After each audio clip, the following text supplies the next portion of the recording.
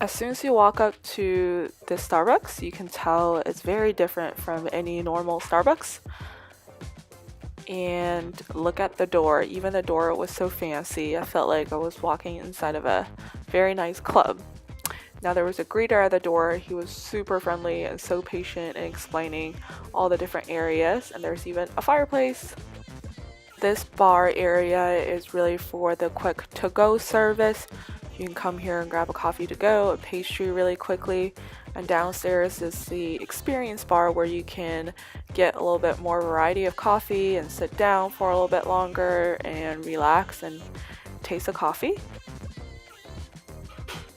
If you want to see what each area has to offer, there is a set of menu right by the door so you can check out what's available in each area.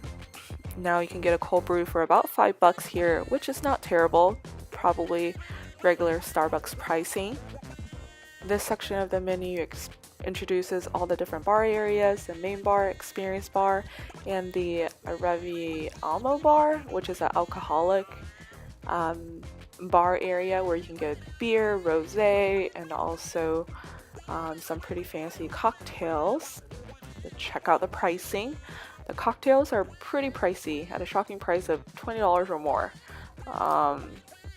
Kind of almost like a rooftop bar, but at Starbucks. And this is a menu for the experience bar. You can get more varieties of coffees there, as well as coffee brewed by all the different methods, as you can see on the left. I got this off of the Starbucks Reserve New York website. Look at all the different ways they make coffee there. Now there's also a lot of pastry and food options at the Reserve.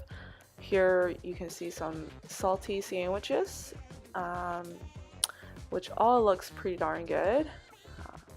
And there's also sweet pastries.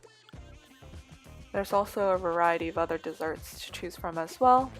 Now the lower experience bar had similar options as the bar upstairs. There was also a bakery section that had these delicious looking pizza slices. You can of course also purchase some coffee beans at the Reserve. Here are the different blends that they have. Now let's check out all the fancy kind of machines and things that they have here to make coffee. And they're all in this beautiful bronze color, super pretty. This barista is measuring coffee beans to maybe grind. Now let's take a look at the experience bar. They have a similar setup in the middle, super fancy cups over there, and all these different ways to brew coffee. I believe that's a Chemex or Chemex. I think that is just to make hot water with, but I could be wrong. Look at this $85 a 5-cup siphon. Definitely Starbucks pricing. There was definitely even more things you could buy right when you walk in. Different options of gifts or souvenirs. So show you what the roaster is currently roasting. See, this is a Gravitas blend right now, which will come out of that machine shortly. I definitely thought this was a pretty cool thing to see. You can actually witness coffee beans being roasted, the whole production process. See the tubes moving. It's definitely working, and there is someone down there explaining to us what is happening. Look at the raw coffee beans. They're actually white, which I did not know. Here he's showing us the beans that are currently in process, which he says are not nearly done yet. And in about 6 more minutes, they should be done and come out of this cooling area.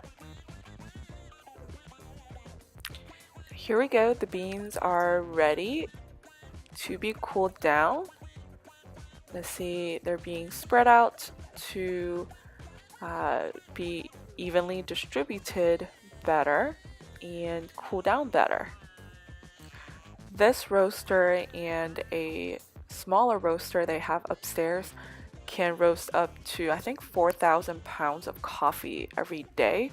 And what they do is they actually ship out the coffee beans to other Starbuckses for use, and they only use the beans roasted from the smaller roaster here at the current reserve. Now you can see it's much smaller compared to the one behind it. It's quite cute after you've seen the big one. So that was a quick tour of the Starbucks Reserve in New York City. Definitely felt like a theme park for Starbucks lovers. Thanks for watching!